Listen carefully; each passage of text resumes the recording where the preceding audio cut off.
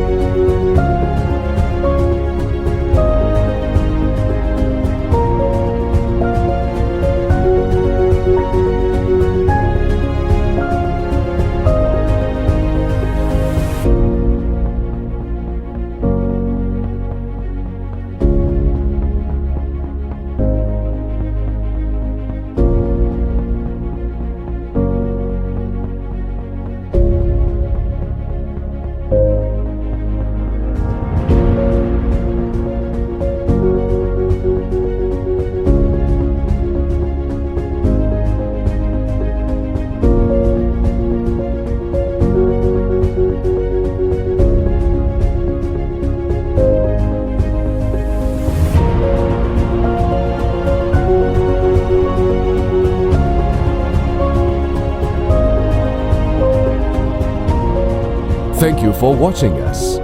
Don't forget to follow us to be updated for recent developments. You may continue to next tutorial video.